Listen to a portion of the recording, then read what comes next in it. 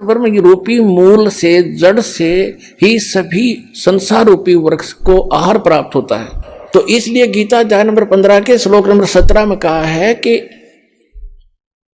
उत्तम पुरुष तू अन्य परमात्मा उदाहरते। वैसे पुण्यात्माओं, परमात्मा की परिभाषा अगर आपको बताने लगूंगा तो विषय अलग हो जाएगा, काफी समय लग जाएगा।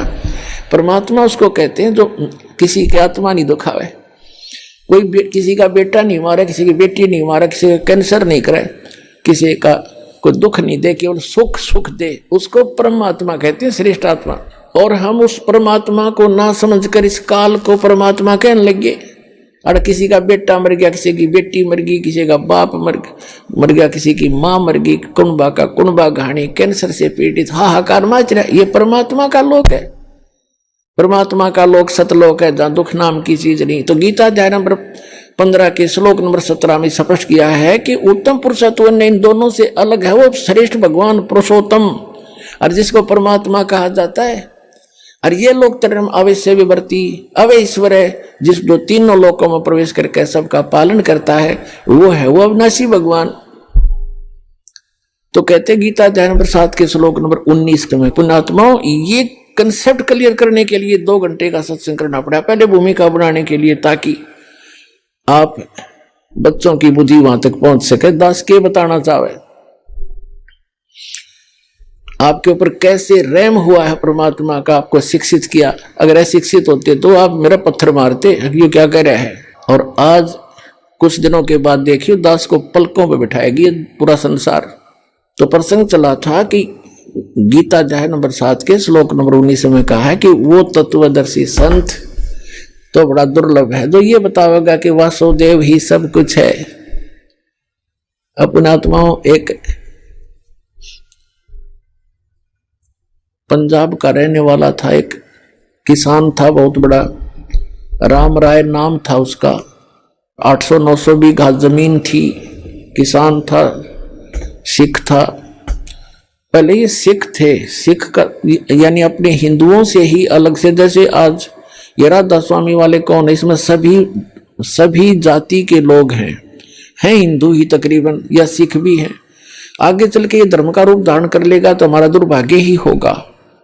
तो ऐसे ही वो सिख धर्म, सिख माने शिष्य परंपरा से चल रहे थे, उस उनमें से था। और गुरु ग्रंथ साहिब की वाणी से वो काफी प्रभावित तो हैं सिख धर्म के, पंजाब के व्यक्ति। तो गरीबदास साहिब जी आए हुए थे, उस परमात्मा को प्राप्त कर चुके थे, भगवान उनको मिले थे, सचखंड लेकर गए थे, वापस छोड़ा था। और उनको परमात्मा कबीर जी ने वो उनके अंतःकरण में ये अनमोल तत्व ज्ञान फीड कर दिया था। वो तत्व ज्ञान उन्होंने गरीबदास जी की वाणी रूप में दास के पास उपलब्ध है। तो उनका गरीबदास जी का शिष्य लुधियाना के पास एक वासियर गांव है, वासियर, उसके बाहर बनी में सफर कर पैदल चला करते थे। और वहां नहा धो के कुएं पे, किसी जल पे, तालाब पे बैठ गया, सुबह सुबह नित्यनेम कर रहा था, ऊंची स्वर में ब्रह्मवेदी बोल रहा था। और वो सिख राम राय जी नहाने सुबह सुबह सैर सपट्टे को गया। तो वाणी के बड़े मर्मज हैं, बड़ी प्यारी लगती है वाणी। उन्होंने देखा भी बड़ी गजब की वाणी किसकी है, तो खींच लिया आत्मा को, उसके पास जाकर बैठ गया। जब उस भक्त ने अपना नित्य नियम कर लिया तब उससे कहा कि महाराज जी, ए भक्त, ये वाणी किसकी है। उन्होंने बताया कि ये मेरे गुरुदेव की वाणी है। तो राम राय ने पूछा, वो संत अभी शरीर में है या शरीर छोड़ के। उन्होंने बताया भी शरीर में है। पूरा पता ले लिया उसने, राम राय ने, कि एड्रेस बता मुझे, इस महापुरुष के दर्शन करूंगा। तो वहां से चल पड़ा, छुडानी पहुंच गया लुधियाना से। अब गांव में गरीबदास जी कैसे थे, किसान के घर जन्म था, जाट थे, 1300 बीघे जमीन थी, बड़े बीघे हारते, यानी ना 2500 बीघा जमीन थी, लगभग 1400 एकड़ वर्तमान की, और खूब पैसे वाले थे। और लेकिन खेत में अपना हाथ से काम करते थे, खेतों पशुओं का चारा भी स्वयं लाते थे, क्योंकि महापुरुषों में अभिमान नहीं होता, ना धन का, ना तन का, ना किसी संतान का। राम राय जी सुबह सुबह पहुंचे, छोड़ानी गांव में थोड़े से घर थे, कुछ बाहर के व्यक्ति भी आ जाते थे गरीबदास जी के दर्शन और प्रवचन सुनने के लिए, 10-20 मिनट बैठ जाते थे, 2-4 5-4 उनके शिष्य। तो जब वो घर पे पहुंचा गरीबदास जी के घर पे, तो गरीबदास जी घर पे नहीं थे, वो खेतों में गए हुए थे, अपना घूमने जाते थे सुबह सुबह। वो जा लिया सुबह ब्रह्म मुहूर्त में। तो उन्होंने पूछा, वहां पे गरीबदास जी हैं? वहां बैठे हुए गांव के व्यक्तियों ने और एक आध दूसरे गांव से आकर बैठा था, उनने सब ने मिलकर कहा कि महाराज जी तो भाई घूमने गए हैं, आज जो बैठ जाओ आप। तो उसने सोचा भाई महात्मा का दर्शन करके अनहार करूंगा, इतनी दूर से आया हूं, और ऐसे महापुरुष की ऐसी वाणी, तो वो खुद कैसे होंगे जिनकी अमृत वाणी ऐसी है। इस बात से प्रेरित होकर उसने कहा, मुझे ये बता दो वो किस साइड में गए हैं। गांव वालों ने कहा, इधर जाया करते हैं घूमने, और कितनी देर में आ जाएंगे। वहां बैठे व्यक्तियों ने कहा, वो तो उनके मूड की बात है, आवत है अभी आ जा, ना तो भाई दोपहर 10-11-12 बजा दे।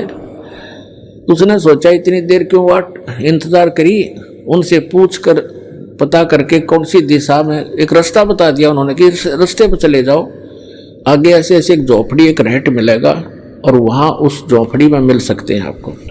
अब कहने का भाव ये है, ज्यादा ना इसको लंबा करके, समय सत्संग का होने वाला है। तो जब वो जा रहे थे, गरीबदास जी आ रहे थे उसी रास्ते से, सिर पे पशुओं का चारा एक गट्ठड़ लेकर, बंडल, बरोटा बोल रहे हैं हमारे हरियाणा, बरोटा जवार का,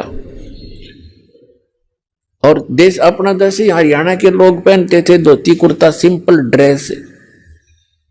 और वो जो रामराय था उसको गांव में झुमकरा भी कहा कर, जैसे एक नाम निकाल लिया कर अलग से, वो ज्यादा संकी सा आदमी था। तो रामराय जा रहा था, उसने उस पशुओं का चारा लेकर आ रहे व्यक्ति से पूछा कि हे भाई, एक किसान, मैंने गरीबदास महाराज से मिलना है और ये यही बताया कहीं उनका यहाँ घूमने आए हुए हैं। अब गरीबदास जी को तो पता था कि रामराय जी ने मन में क्या कल्पना कर रखी है साधु की, कि साधु होगा, सिर पर जटा होगी, दाढ़ी बढ़ी होगी, कान पड़वा रखे होंगे, हाथ में चिमटा होगा, एक लाल कपड़ा लंगोट में बांध रखा होगा, या कति लाल कपड़े होंगे, मूड मुड़ा रखा होगा, घोट में घोट हो रहा होगा, यानी कोई विशेष आडंबर ऊपर होगा, उसी को उसने संत मान रखा था।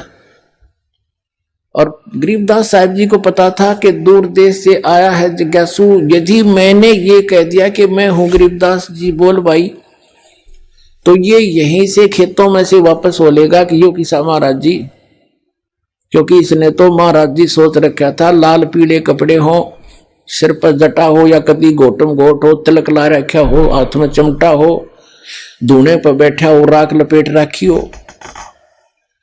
गरीबदास जी ने कहा कि आजा मेरे साथ वापस, मैं मिलाऊंगा उनसे। वो वापस हो लिया। अब जब वो लेकर आ रहे थे अपना सिर पे चारा, तो वहां बैठे शेष गांव का एक आधा कुछ बाहर के दूसरे गांव के आए हुए थे। उन्होंने भाग करके प्रणाम किया, किसी ने उनके सिर से चारा पशुओं का अपने सिर पे रख लिया, उनको फ्री किया। और रामराय ने पूछा ये कौन है? उन लोग भक्तों ने बताया कि यही तो है महाराज जी।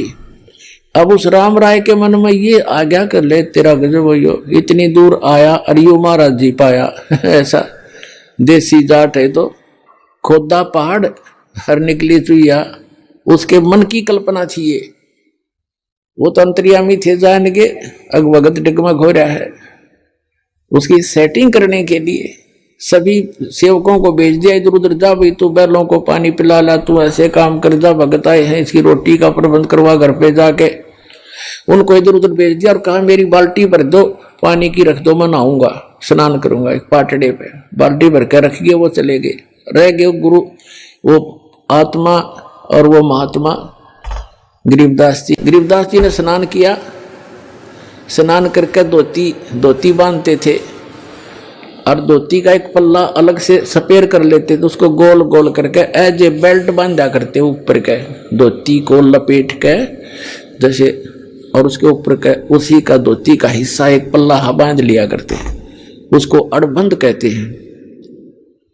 और गरीबदास जी के उंगली के कोई वैसे ही थोड़ा बहुत कोई चोट लगी हुई थी, तो गरीबदास जी ने कहा कि ए झुमकरा, आइए भाई, मेरी धोती का यो कपड़ा बांध दे, मेरा हाथ का चोट लग रही है, काम नहीं करता। अब पहले तो फूक उड़ने की लगी उसकी कि इसने तो मेरा उर्फ नाम भी बता दिया, मैंने तो जिक्र भी नहीं किया मेरा नाम क्या है, कैसे हूं। उसका कुछ शंका हुई, भाई झुमकरा मैंने मेरे को गांव में तो कहा करते, पर यहां कैसे पता लग गया झुमकरा। और परमात्मा ने इसलिए कहा उसको झुमकरा क्योंकि उसका मन झूम रहा था कि यो किसा महाराज जी बता कहाँ आ गया, मेरे के साथ जमींदार है, किसान है, अच्छा बकाया माया में इतनी दूर आया, पैदल चल गया। गरीबदास जी ने धोती का जो पल्ला था उसको कहा ले बांध दे मेरे शरीर के चारों तरफ का, जहां बेल्ट बांधते हैं ऐसे कर लेते हो धोती के कपड़े को, ऐसे ऐसे घुमा घुमा के ऐसे कर। और उसने कहा कि ले बांध दे मेरे चौगुर्दे को, चारों तरफ का लपेट कर ऐसे गांठ लगाने लग गया। वह गांठ शरीर के अंदर से निकल गया गरीबदास जी के शरीर से, और कब उस धोती का लग गई कपड़े का। और गरीबदास जी ने ऐसे मुंह कर लिया दूसरी साइड में जैसे देख ना रहे हो। झुमकरा ने सोचा उस राम राय ने तेरा गांठ उल्टी लाएगी दिखे तो फिर लगा, फिर वो ऐसे ही शरीर के अंदर से निकलाई धोती का गांठ लाएगी। तीसरी बार वो प्रयत्न करने लगा, जब कहने लगा गरीबदास जी ने कहा कह रहा झुमकरा मैं तो तेरे जैसा आदमी हूं, या गांठ क्यों ना लगती तेरे तो। जब उसने ऊपर को देखा उनके मुंह की तरफ, क्योंकि राम राय जी विष्णु जी के पुजारी थे, भले ही वो सिख थे। जब उन्होंने ऊपर देखा तो विष्णु जी का रूप बन गया, इतने से ऊपर ऊपर गरीबदास जी का मोर मुकुट हाथ में शंकर चक्र गदा, चरणों में पड़ गया, पैर पकड़ दिए है महाराज, भूल लगी, मैं तो गलत सोच लिया मैंने आपके बारे में, आप तो भगवान हो। फिर देखा तो फिर गरीबदास ने कहना, अब उसने सोची मैं विष्णु जी का पुजारी हूं और इसने मुझे उस उर्फ नाम से पुकार दिया, इसलिए मैं प्रभावित हो गया, मेरी ही कोई कल्पना होगी। तो फिर डांट गया अपने मन ने ना भगवान तक हो ना। फिर वो बैठ गया, कोई शक्ति है जरूर जिसके ऊपर मैंने कुछ देखा है, और इसके शरीर से धोती अंदर से शरीर से निकल गई। फिर गरीबदास जी कहने लगे बच्चा बैठ जा। 2 घंटे ज्ञान दिया उसको, सारी सृष्टि रचना सुनाई, सतत्व ज्ञान समझाया। हम सुल्तानी नानक तारे दादू को उपदेश दिया, जात दुलाहा भेद नहीं पाया, काशी माए कबीरवा। तब उस झुमकरा ने, उस राम राय ने कहा भगवान ऐसा ज्ञान तो आज तक किसी ने बताया नहीं मारे थे। तब गरीबदास जी ने कहा था कि तत्व भेद कोई ना कह रे झुमकरा, यू पैसे ऊपर नाच सुनो राई झुमकरा, कोटों मध्य कोई नहीं रे झुमकरा, अरबों में कोई गर्क सुनो राई झुमकरा। ए झुमकरा राय कहते हैं, राय साहब यानी हे जैसे लैंडलॉर्ड था वो, कि हे राय झुमकरा, ए राय साहब कहते हैं तत्व भेद किसी के पास नहीं है, ये सब पैसे ऊपर ढोल पीट रहे हैं, पैसे उद्देश्य लेकर ये दंत कथा सुना रहे हैं। तत्व भेद कोई ना कह रहे झुमकरा, ये पैसे ऊपर नाच सुनो रहे झुमकरा। कहते कोटों मध्य कोई नहीं रहे झुमकरा, अरबों में कोई गर्क सुनो रहे झुमकरा। इन करोड़ संतों में आपको कोई संत नहीं मिलेगा, अरबों में कोई एक गर्क मिलेगा। गर्क माने कंप्लीट इन ऑल रिस्पेक्ट, यानी सैचुरेटेड, जिसके पास ज्ञान भी पूरा हो, जिसके पास मंत्र भी पूरे हो, जिसको अधिकार भी हो परमपिता की ओर से। कैसे ऐसा संत तुझे अरबों में पावेगा, करोड़ों में भी नहीं मिलेगा। और वही गीता जी कहती है कि बहु नाम जन्माना मनते ज्ञानवान माम प्रपते, वासुदेव सर्वमति स महात्मा सुदुर्लभ है। तो पुणात्माओं तुम्हारा सौभाग्य आपका कि दास आपको वो संत मिल गया है जिससे विश्व का कल्याण हो सकता है। बोलो सतगुरुदेव।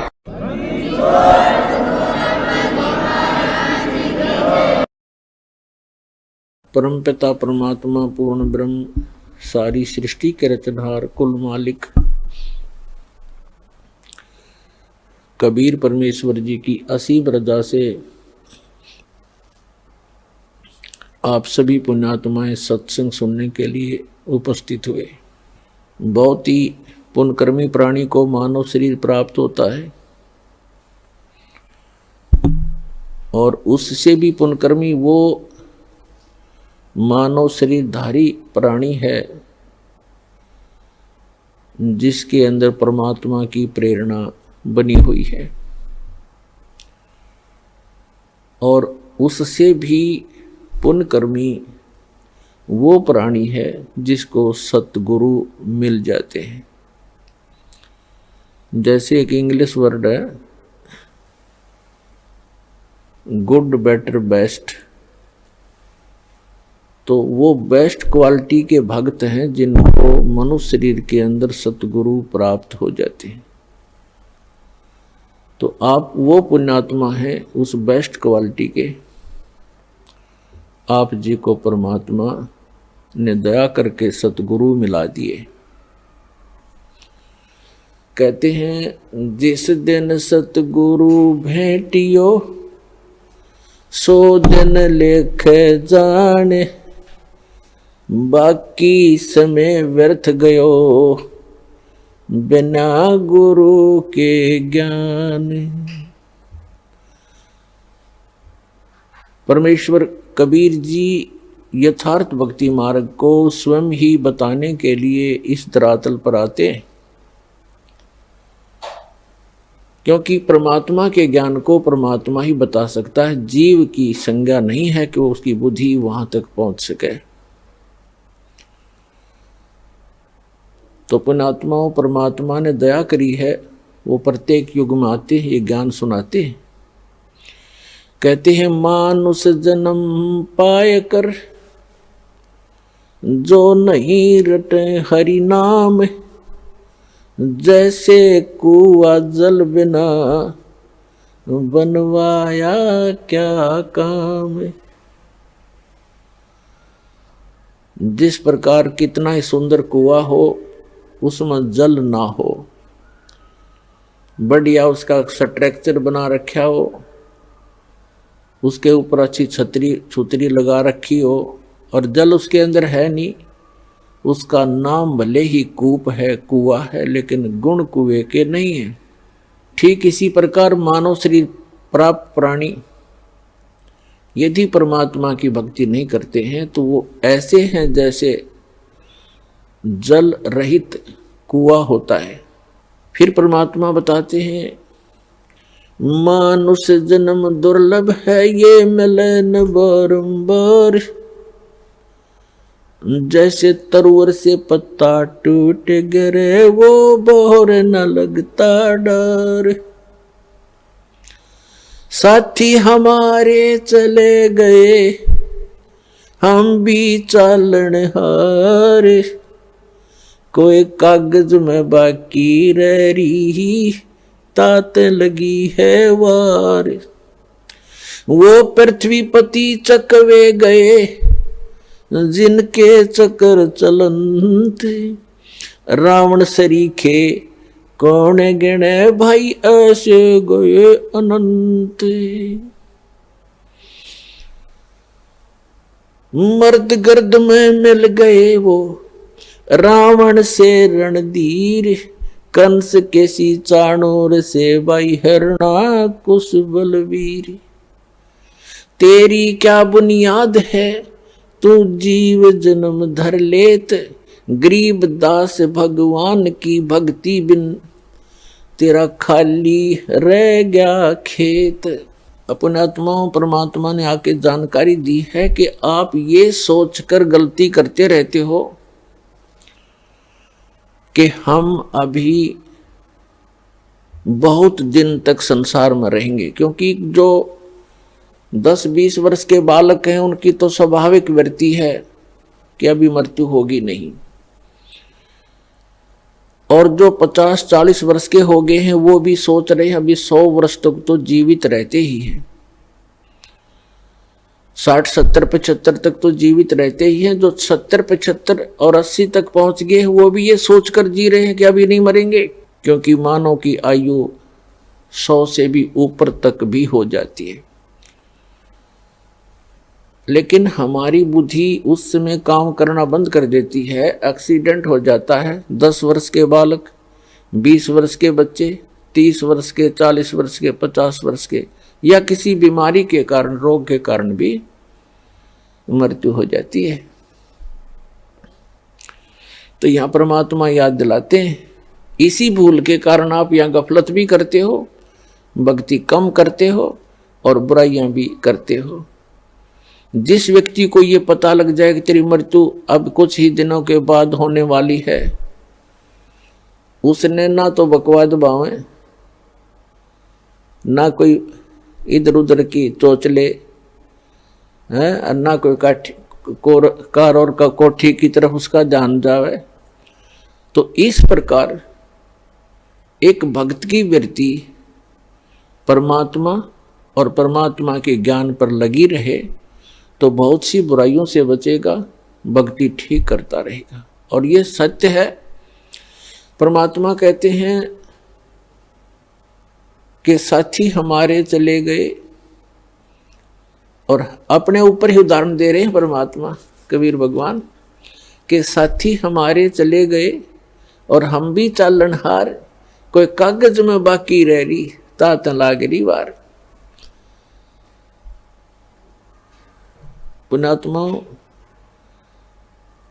आप बहुत से उदाहरण देखते हो, प्रत्येक को पता है इस बात का कि एक फलाना व्यक्ति था, पूरा उसका संपन्न परिवार था और अभी आयु भी 50 वर्ष की भी नहीं हुई थी, मृत्यु होगी और उसकी उमंगें पता नहीं कितनी होंगी, ये करूंगा वो करूंगा, भी ये करना शेष है, ये करना शेष है। एक मुख्यमंत्री आंध्र प्रदेश का, एक मुख्यमंत्री अरुणाचल प्रदेश के और एक पूरा का पूरा कैबिनेट यानी पूरा मंत्रिमंडल जिसमें 95 मंत्री और एमपी थे, पोलैंड देश के अपने जहाज से जा रहे थे, कोई हेलीकॉप्टर से जा रहा था और दुर्घटनाग्रस्त हो गए। उनकी कितनी आशाएं थी, उन्होंने पता नहीं कहाँ कहाँ पार्टियां अटेंड करनी थी, उनके स्वागत के लिए बहुत से उनके मित्र हार लिए खड़े थे गले में डालने के लिए, और उनके गले की हार फिर मौत बन गई। तो यहां परमात्मा कबीर जी कहते हैं, मौत भूल गया बावड़े तन अचरज किया कौन, वो जाने का दिन तो भूल चुका है। मौत विसारी बावरे अचरज किया कौन, और ये तन माटी में मिल जाएगा जो आटे में लौन। तो पुण्यात्मा, परमात्मा हमें याद दिलाते हैं कि साथी हमारे चले गए।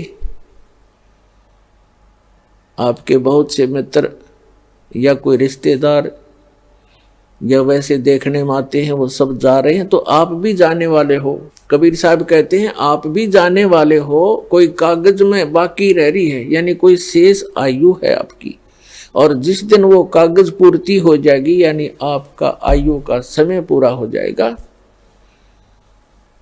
तो तुरंत चले जाओगे, चाहे कितना ही आवश्यक कार्य आपका शेष रह गया हो। क्योंकि जिसको आपने अति आवश्यक कार्य मान रखा है, उसके अतिरिक्त उससे भी एक आवश्यक कार्य है परमात्मा की भक्ति, सेवा, सिमरन, गुरु की तलाश। वो आप नहीं करते हो तो परमात्मा आपके इन अनिवार्य कार्यों को महत्व नहीं देते, क्योंकि आपके जो प्रारब्ध में यानी किस्मत में, प्रारब्ध माने किस्मत, आपकी किस्मत में जो लिखा है आपको वही मिलेगा, चाहे चोरी कर लो, चाहे मिलावट कर लो, चाहे झूठ बोल लो, वो कर्म बिगड़ेंगे, मिलना उतना ही है। यदि आपने 2 नंबर का काम करके, झूठ बोल के, चोरी करके, रिश्वतखोरी करके, मिलावट करके धन इकट्ठा कर भी लिया, वो आपके पास नहीं रहेगा, वो तो जाएगा, कारण कुछ भी बनेगा, लेकिन आपके पल्ले फिर वो पाप रह जाएंगे। जो आपने उस धन को एकत्रित करने के लिए जो पाप इकट्ठे किए, झूठ बोली, चोरी करी, रिश्वत लिया, मिलावट की, तो वो पाप आपके पास रह जाएंगे, धन नहीं रहेगा।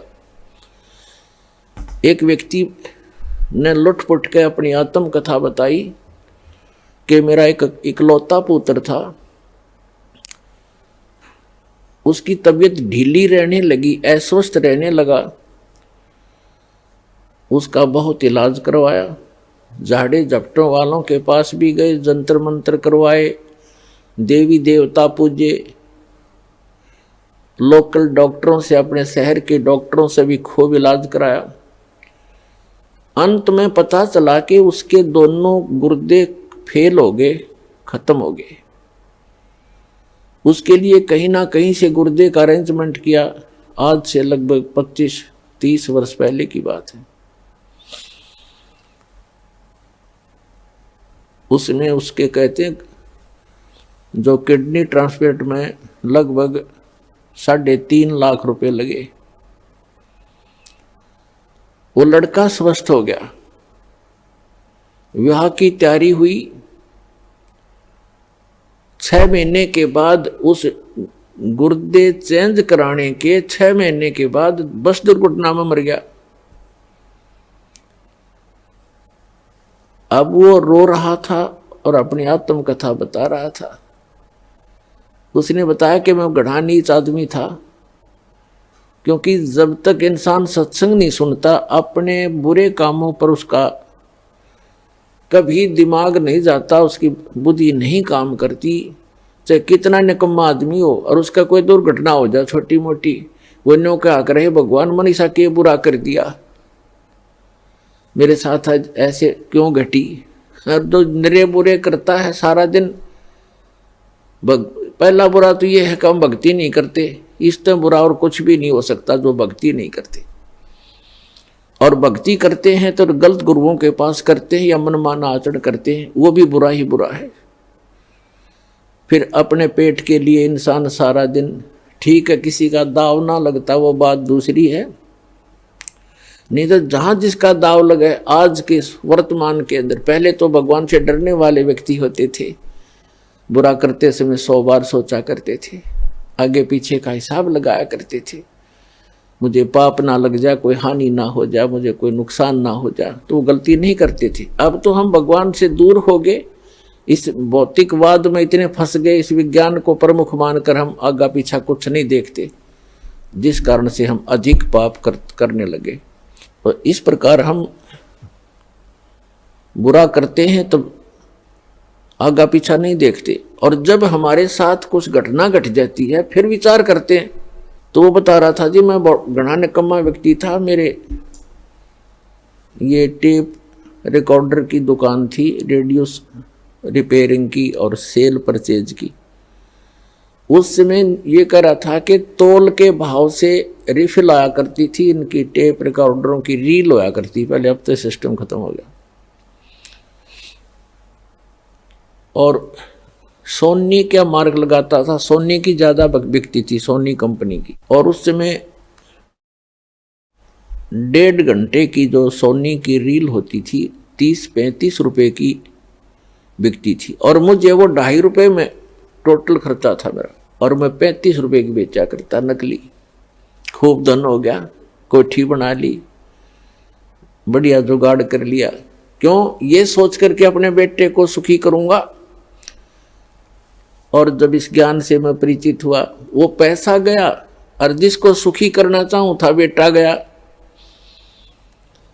अब टक्कर मार मार के रो रहा हूं।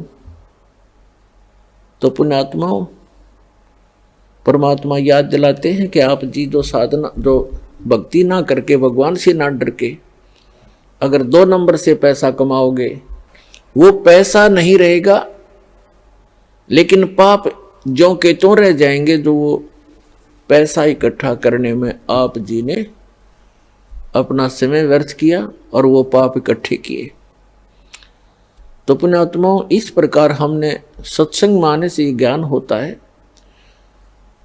तो परमात्मा याद दिलाते हैं क्या बताते हैं, पतझड़ आवत देख कर बन रोवे मन माही, ऊंची टहनी पात थे अब पीले हो जाही। परमात्मा याद दिलाते हैं कि जिस समय पतझड़ आती है और बन हमें याद दिलाते हैं कि आपके साथ ऐसी बीत रही है, आप ध्यान नहीं देते, आप गलत स्थान पर रह रहे हो, यो लोक ठीक नहीं है। और जो भगवान से दूर है वो तो महादुखी प्राणी है, और दुर्भाग्य उन प्राणियों का, मनुष्य जीवन उनको मिला या ना मिला बराबर है। ये इतना भयंकर लोक है। परमात्मा की शरण में आने के बाद जीव को यहाँ थोड़ा बहुत जीने की राहत मिलती है, और आने वाले जो संस्कार किस्मत की जो आपदाएं हैं वो भी भगवान टाल देता है। परमात्मा को इसीलिए हम खोजा करते हैं। कहते हैं दुख में सुमन सब करें, सुख में करे ना कोई, और जय सुख में सुमन करें दुख काहे को है। परमात्मा की भक्ति जो करते हैं सुख में तो उनको दुख नहीं होते, और यदि दुखी प्राणी भी परमात्मा की भक्ति करने लगता है सत्य भक्ति श्रद्धा से, उनके दुख भी दूर हो जाते हैं। तो हम भक्ति कर अवश्य रहे थे, लेकिन भक्ति कर रहे थे शास्त्र विधि त्याग कर मनमाना आचरण कर रहे थे। श्रीमद् भगवद गीता अध्याय नंबर 16 के श्लोक नंबर 23 में कहा कि अर्जुन, जो शास्त्र विधि को त्याग कर मनमाना आचरण करते हैं उनको न तो सुख होता है और न उनकी गति होती है और न ही उनकी कोई सिद्धि प्राप्त होती है, अर्थात यूजलेस, व्यर्थ। 16वें अध्याय के 24वें श्लोक में तुरंत कहा कि अर्जुन, इससे तेरे लिए कर्तव्य और अकर्तव्य की दृष्टि में शास्त्र ही प्रमाण है, किसी अन्य व्यक्ति की दंत कथा के आधार से तू अपनी भक्ति पर मत लगना। जो हमारे सदग्रंथ बताते हैं उन्हीं को आधार मानना। तो पुण्यात्माओं, हमारे जैसे आप जी का हमारा जन्म पवित्र हिंदू धर्म में हुआ, हमारे हिंदू धर्म के जो धर्म गुरु टीचर थे हमारे, वही हमारे सिलेबस से परिचित नहीं थे, तो हमें वो शास्त्र अनुकूल साधना बता नहीं सके, जिस कारण से हमारे पूर्वज प्रेत बने, पशु योनियों में चले गए। अब उनके लिए यत्न बनाते हैं, बाद में सरहद निकाल दो, ऐसे कर दो, वैसे कर दो, तेरामी कर दो, वर्षी कर दो। फिर क्या होगा? वो चला गया जहाँ जाना था, पीछे पापड़ बेल रहे हैं। तो ये शास्त्र विधि त्याग कर मनमाना आचरण था। तो पुण्यात्माओं, परमात्मा बताते हैं कि पतझड़ आवत देख कर बन रोवे मन माही, ऊंची टहनी पात थे इब पीले हो जाए। कहते हैं पात झड़नता ये कहे, सुन भई तरवर राय, अब के बिछुड़े नहीं मिले, ना जाने कहां गिराएंगे जाए। तरवर कहता पात से, सुनो पात एक बात, यहां की यह रीति है, एक आवत एक जात। अब परमात्मा हमें उदाहरण देना चाहते हैं कि जिस संसार में आप रह रहे हो ये एक वन है, और इसकी यहाँ की रीति क्या है कि एक आता है एक जाता है।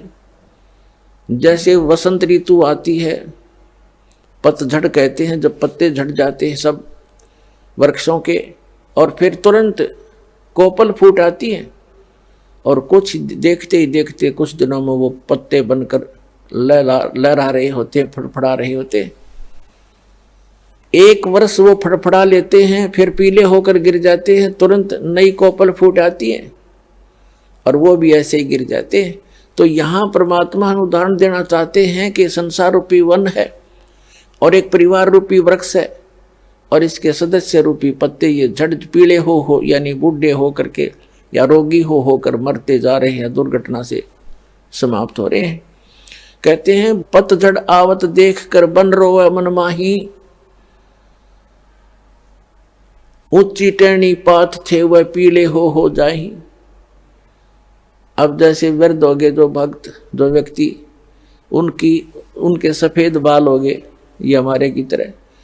अब इनको ये सूचना मिल गई है कि तुम्हारी टिकट कभी भी कट सकती है, चालन की तैयारी करो।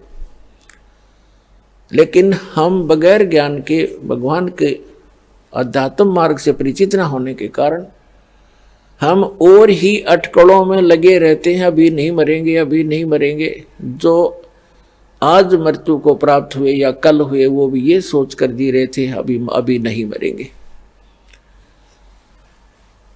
इस भूल को सत्संग में मिटाया जाता है, दृढ़ निश्चय कराया जाता है। अब क्या बताते हैं परमात्मा कि पतझड़ के अंदर पीले पत्ते, पहले वाले पत्ते पीले होकर टूट टूट कर गिर जाते हैं।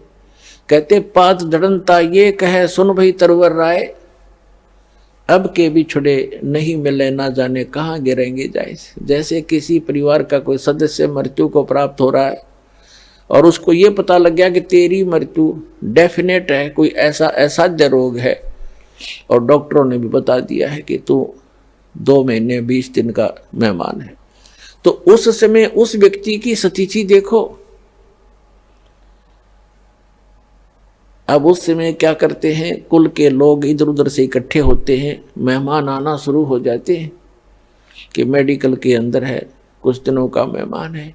तो उसको सांत्वना देते हैं कि भाई यहाँ तो सभी ने मरना है, पीछे देख ले कोई दादा रहा ना परदादा रहा, एक दिन सबने जाना है, क्यों माड़ा मन करता है, खुश होकर जान दे दे। तो उसने संतुष्टि करनी पड़ती है कि सभी मरेंगे, इससे उसको सांत्वना मिल जाती है, मरने की सुविधा मिल जाती है। लेकिन वो दुख जो का तो उसके पहाड़ जितना उसके कम सिर पे रखा हुआ और अगले जन्म में उसको भोगना पड़ता है। तो ये परमात्मा याद दिलाते हैं कि पात झड़नता यूं कहे सुन भई तरवर राय, अब के बिछुड़े नहीं मिले ना जाने कहाँ गिरेंगे जाए। तो वो परिवार का सदस्य अवश्य महसूस करता है, कितनी सांत्वना देते रहो, हे भगवान अब ना पता कहाँ जाऊंगा, कहाँ जन्म होगा। तो परमात्मा उसके लिए आगाह करते हैं कि तू पहले ही यदि मेरी शरण में आ जाता, तेरा आगे का ठिकाने का पता लग जाता और फिर मरने में चिंता नहीं होती, से हर शरीर छोड़कर चला जाता, भक्ति करके जाता और परमात्मा की भक्ति से, दान धर्म से बड़ी आसानी से जीव निकल जाता प्राणी का। नहीं तो भक्तिहीन प्राणी भुगत का मरता है, टट्टी पेशाब निकल जाती है, बुरा हाल होता है, यम के दूत दिखने लग जाते हैं, कई दिन पहले भयभीत होना शुरू हो जाता है। तो यहां बताते हैं परमात्मा के जीवित जग में जूती पड़े फिर जम तोड़े छाती, या यहीं पर दुर्गति शुरू हो जाएगी आपकी और फिर आगे यम के दूत वहां पिटाई करेंगे। उसके लिए भगवान बताते हैं कि फिर कुल के लोग ऐसे सांत्वना देते हैं जैसे पात झड़नता यूं कहे सुन भई तरवर राय, यानी वृक्ष को कहता है पत्ता कि अब के बिछड़े हम नहीं मिले ना जाने कहाँ गिरेंगे जाए। और तरवर कहता पात से, पेड़ कहता उस पत्ते से, मान लो कि तरवर कहता पात से, सुनो पात एक बात, यहाँ की यह रीति है, एक आवत एक जात। दादाजी की टिकट कटन होगी, पोता पैदा हो गया, 20-30 साल 50 वर्ष में पोते की टिकट कट जाएगी, उसका पोता आ जाएगा। तो परमात्मा कहते यहाँ की यह रीति है, एक आवे और एक जात। तो परमात्मा आपको याद दिलाते हैं, कबीर ये तन जावेगा सके तो ठाहर ला, एक सेवा कर सतगुर की भाई गोविंद के गुण गा। अब जैसे पुराने समय में हमने देखे पुराने पुराने कच्चे मकान हुआ करते थे और उसमें कड़ी और सैतीर होते थे, वुडन बीम, वुडन बैटन, और उनमें से कोई सतीर में क्रैक आ जाता था तो पूरी की पूरी छत गिरने के चांसेस हो जाते थे। तो क्या करते थे, उसके नीचे एक बल्ली लगा देते थे मोटी सी, नीचे थोड़ा उसका बेस सा बना करके ईंट आट रख के पक्की, और नीचे उसका बल्ली लगा देते थे, उसको ठाहर बोलते थे, ठाहर यानी सपोर्ट। तो वो ठाहर लगाकर मनमाने 20-30 वर्ष तक उस मकान को चला लेते थे, नहीं तो उसी दिन गिर जाता जब ठाहर ना लगाते। तो परमात्मा कहते हैं, हमें संदेश देते हैं और संकेत देते हैं, कबीर ये तन जावेगा, जिस दिन आपका निर्धारित समय है जाने का, यदि आप कबीर परमेश्वर की शरण में नहीं आए हो तो आप निश्चित मरोगे उस दिन। कबीर ये तन जाएगा, सके तो ठाहर ला, ठाहर माने सपोर्ट, और वो सपोर्ट क्या बताई है, एक सेवा कर सतगुरु की और गोविंद के गुण गा, परम पिता का भक्ति कर सतगुरु की शरण में आके। कबीर ये तन जावेगा, सके तो ठाहर ला, और एक सेवा कर सतगुरु की और गोविंद के गुण गा। इस यदि आप यहाँ कुछ दिन जीना भी चाहते हो, और जीने का उद्देश्य यहाँ बकवादों के लिए नहीं, आपको एक्सटेंशन मिलेगी। यदि आप भक्ति उद्देश्य से आत्मा से पुकार करते हो परमात्मा से, तो कहते हैं फिर आपको एक्सटेंशन मिल जाएगी, वो ठाहर लग जाएगी इस सत भक्ति की सतगुरु शरण में आने से। इसका विकल्प भी बता दिया परमात्मा ने, अल्टरनेट बताया है कि इस आयु को भी आप एक्सटेंड कर सकते हो। अपने आत्माओं, हमारे सदग्रंथ जो है ये अनमोल रतन है, और हमारे धर्मगुरु इनको समझ नहीं सके, जिस कारण से वो आप भी अपना जीवन नाश कर गए और साथ में हमारे दादे परदादा ने ले डूबे, क्योंकि वो संस्कृत भाषा गणी जानते थे, काशी विद्यापीठ पढ़ाया करते थे। आम भोली जनता ने न्यू सोच लिया ये गुरुजी बड़ी संस्कृत फटाफट बोल रहे हैं, फराटेदार, ये बड़े विद्वान होंगे। पुण्यात्माओं, भाषा से विद्वान का कोई मेल नहीं है। मान लीजिए कोई एक भाषा में विद्वान है, इंग्लिश खूब बोलता है, उसने पंजाबी ना आती, बताओ क्या फेल हो, तो विद्वान कहाँ रहा फिर? तो विद्वान वो है, भाषा उसकी जैसी है, लेकिन ज्ञान कंप्लीट हो उसको, स्पिरिचुअल नॉलेज, वो विद्वान होता है।